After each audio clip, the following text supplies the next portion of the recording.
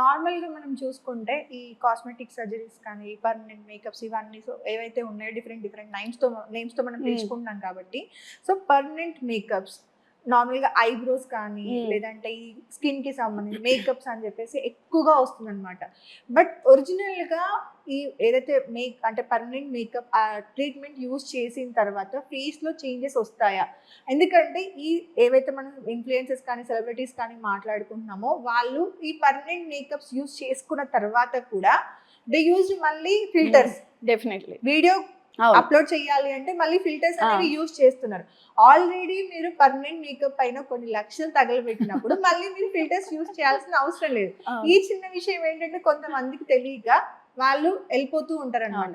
నిజంగా permanent makeup అనేది ఉంటుందా అసలు? బాగా చెప్పారు మధు. యాక్చువల్లీ మీరు చెప్పినట్టు అసలు విలేజ్లో లేకపోతే చిన్న టౌన్స్లో ఉన్న వాళ్ళకి అసలు ఈ ఐడియా లేదు. అక్కడ చాలా ఎక్కువ ఇట్లాంటి క్లినిక్స్ ఉంటాయి. అసలు ఫస్ట్ ఆఫ్ ఆల్ ఆ పేరే తప్పు. పర్మనెంట్ మేకప్ అనేది అసలు ఏమీ ఉండదు. ఇప్పుడు ఐబ్రో మైక్రో బ్లేడింగ్ అయినా లేకపోతే ఫేస్లో మనకి సెమీ పర్మనెంట్ అది టాటూయింగ్ చేసినా ఇవన్నీ మహా అయితే ఒక 2 years వరకు ఉంటాయి. దాంట్లో కూడా ఇప్పుడు ఫర్ ఎగ్జాంపుల్ మనం ఏదైనా టాటూ చేస్తే టాటూ ఎట్లా ఏజ్ అవుతుంది, కొన్ని రోజుల తర్వాత పచ్చబొట్టులాగా దానికి కలర్ పోవడము అలా ఉంటుంది కనుక ఐబ్రోస్కి కూడా అలానే ఉంటుంది. సో మళ్ళీ మీరు 2 years తర్వాత దాన్ని టచ్అప్ చేయించుకోవడము, లేదు అంటే ఎక్కడెక్కడ కలర్ పోతుందో దానికి మళ్ళీ కలర్ ఫిల్లింగ్ చేయించుకోవడము ఇలాంటివి ఇంపార్టెంట్. ఇంకా ఫేస్ది అయితే అసలు అది ఒక 1-2 months కంటే కూడా ఎక్కువ ఉండదు. ఇన్ఫ్యాక్ట్ దాంతో వచ్చే సైడ్ ఎఫెక్ట్స్ ఎక్కువ ఉంటాయి. బికాజ్ ఇప్పుడు మనం ఫేస్ మీద ఆ కలర్ అంతా ఇంకిస్తున్నామంటే వాళ్ళ టెక్నిక్ సరిగ్గా లేదు అంటే మీ స్కిన్ బ్యారియర్ పాడైపోతుంది. సో చాలాసార్లు నా దగ్గర వచ్చే పేషెంట్స్లో నేను ఏం చూస్తా అంటే మెయిన్గా ఇట్లాగా పింపుల్స్ రావడం, పిగ్మెంటేషన్ రావడము, లేదు అంటే గుంతలు పడిపోవడము ఇట్లాంటివి చాలా కామన్. అండ్ మీరైతే ఇప్పుడు చెప్పినట్టు మనకి సిటీలోనే పర్మనెంట్ మేకప్ పేరు మీద చాలా క్లినిక్స్ ఓపెన్ ఉన్నాయి. అసలు దానికి మీరు అన్నట్టుగా జనరల్ గా ఏ ట్రీట్మెంట్ కి అయినా సరే మళ్ళీ మనం డాక్టర్ ని కన్సల్ట్ అవ్వాల్సిందే. పర్మనెంట్ అనేది ఉండదు. మనం ఏ సర్జరీ చేసుకున్నా సరే మళ్ళీ ఒకసారి వెళ్ళి చెకప్ అనేది చేసుకుంటాము. ఆ సర్జరీ వర్కౌట్ అయిందా లేదంటే ఎలా ఉంది, మళ్ళీ దానికి సంబంధించిన టాబ్లెట్స్ మెడిసిన్స్ అన్ని మనం రెగ్యులర్ గా కాంటాక్ట్ అవుతూ ఉంటాము. సో ఈ పర్మనెంట్ మేకప్ వచ్చేసరికి పర్మనెంట్ మేకప్ అనే నేమే అసలు ఎక్కడా లేదు. నేను కొంచెం నాకు తెలిసిన అంటే నేను కొంచెం చదివిన ప్రకారంగా పర్మనెంట్ అనేది లేదు. ఏది కూడా పర్మనెంట్ కాలేదు. మనిషి జీవితమే పర్మనెంట్ కానప్పుడు ఆయన మీద చేసే రీసెర్చ్ ఎలా పర్మనెంట్ అనేది బిగ్గెస్ట్ క్వశ్చన్. బట్ ఎవరైతే ఈ ప్రమోట్ చేసే వాళ్ళు లేదా దానికి పర్మిషన్ ఇచ్చే వాళ్ళు అయినా సరే ఈ పర్మనెంట్ అనే వర్డ్ ని యూజ్ చేయొచ్చు అసలు? లేదండి, తప్పు. మీరు చెప్పినట్టు పర్మనెంట్ అనేది అసలు పేరే తప్పు అండి. ఎందుకంటే మన బాడీలో ఏదైనా పర్మనెంట్ ఆబ్జెక్ట్ పెడుతున్నాము అంటే body will give side effects to that. ఇప్పుడు పర్మనెంట్ అంటే ఏంటి, లైక్ మనకి నీ రిప్లేస్మెంట్ చేస్తున్నప్పుడు ఇంప్లాంట్స్ పెడుతున్నారు, లేకపోతే హార్ట్లో ఇంప్లాంట్స్ పెడుతున్నారు. అవి లైఫ్ లాంగ్ ఉండాలంటే దాని వాల్యూ ఎంత ఉంటుందో మీకు తెలుసు. అవి లక్షల్లో అప్పుడప్పుడు 10 లక్షల పైన ఉంటాయి. అలాంటిది మనం ఒక చిన్న క్రీమ్ తీసుకుని అది మీకు 1000 రూపాయల్లో 2000 రూపాయల్లో చేసేస్తున్నాము అంటే అది పర్మనెంట్ గా ఎట్లా ఉంటుంది? సో ఇదేనా జనాలు అసలు ఆలోచించట్లేదు. ఓకే ఏదో మనకి డిస్కౌంట్ లో వచ్చింది కదా అని వెళ్ళిపోతున్నారు. కానీ ఇలాంటివైతే అసలు ఫస్ట్ ఆఫ్ ఆల్ దీని మీద ఒక ఇన్వెస్టిగేషన్ జరగాలి. అసలు ఎక్కడి నుంచి వస్తున్నాయి ఈ ప్రోడక్ట్స్? చాలా మంది చెప్పరు కూడా, కానీ తక్కువకి తీసుకోవాలి అని జనరల్గా చైనీస్ ప్రోడక్ట్స్ ఉంటాయి, చాలా మటుకు డూప్లికేట్ మాల్ వస్తుంది. అవన్నీ వాడేసి మనం తక్కువలో అమ్మేయచ్చు కదా పేషెంట్కి అన్నట్టు చాలా క్లినిక్స్ చూస్తారు.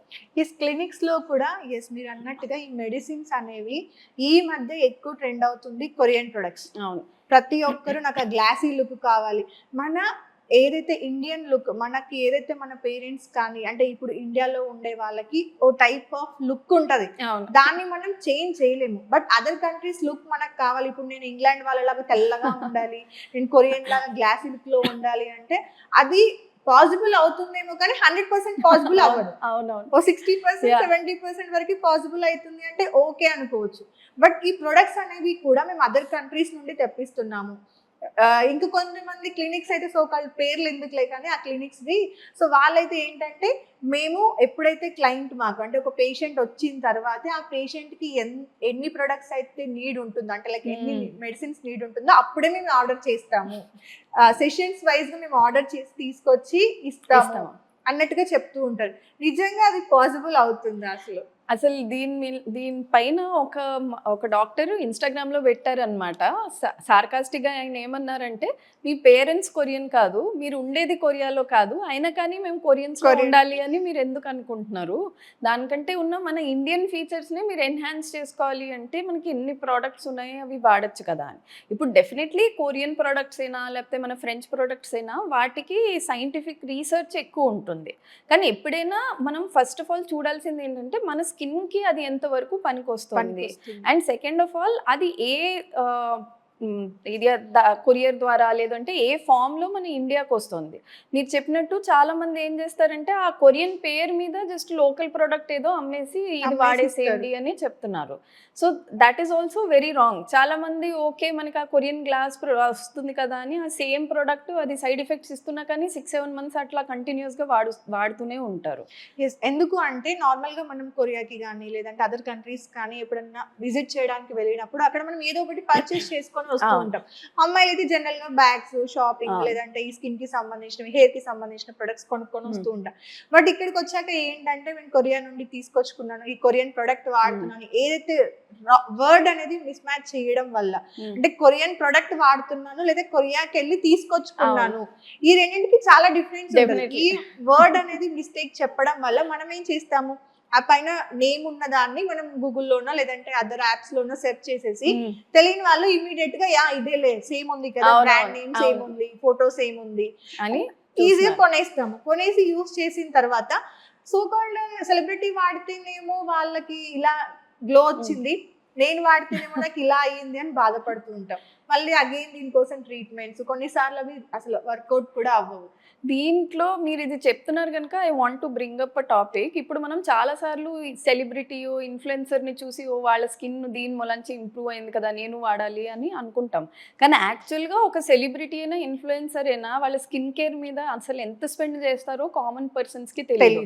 వాళ్ళు ఏదో ఒక ప్రోడక్ట్ ఒకటే వాళ్ళు ఎండోర్స్ చేస్తారేమో కానీ యాక్చువల్గా వాళ్ళు ఎవ్రీ మంత్ వచ్చి ఒక 3-4 ప్రొసీజర్స్ తీసుకుంటారు. తర్వాత ఏమో వాళ్ళ స్కిన్ టైప్ బట్టి ఇప్పుడు చాలామంది ఏమంటారు, నేను మామూలుగానే ఇట్లా గ్లాస్ స్కిన్ ఓన్లీ సీరమ్స్తో వచ్చేసిందని. కానీ అలా ఉండదు. It's a combination of lasers ఉంటాయి, క్రీమ్స్ ఉంటాయి, పీల్స్ ఉంటాయి, కొన్నిసార్లు ఇంజెక్టబుల్స్ అంటే మనకి ఫిల్లర్స్ లానే చాలా మటుకు ఉంటాయి అనమాట. సో ఇవన్నీ చేస్తేనే వాళ్ళు ఒక రేంజ్కి వస్తారు.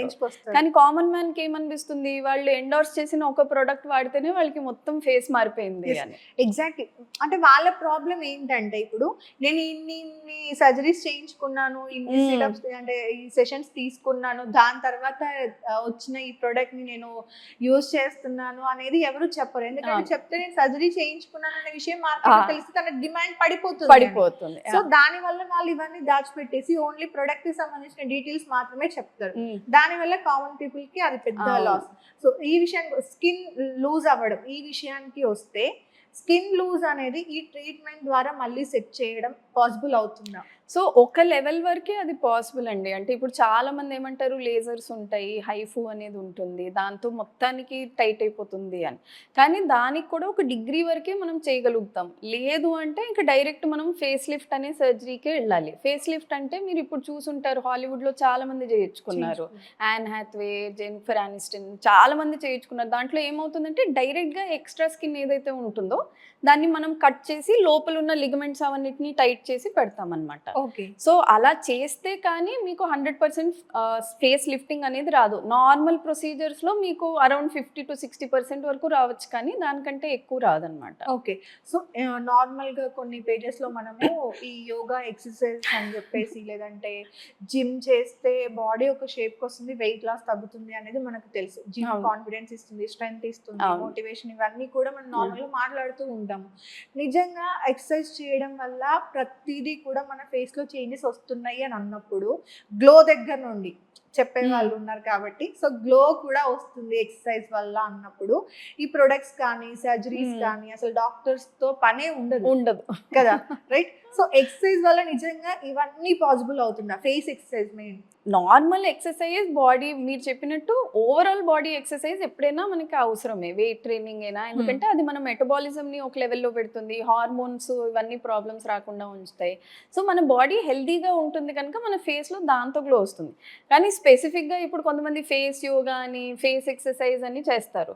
వాటితో అసలు జీరో బెనిఫిట్. ఎందుకంటే మనకి ఎప్పుడైనా ఫేస్ టైటన్ అవ్వాలంటే మన లిగ్మెంట్స్ లోపల ఉన్న స్ట్రక్చర్స్ అన్నీ ఒక లెవెల్లో ఉండాలి.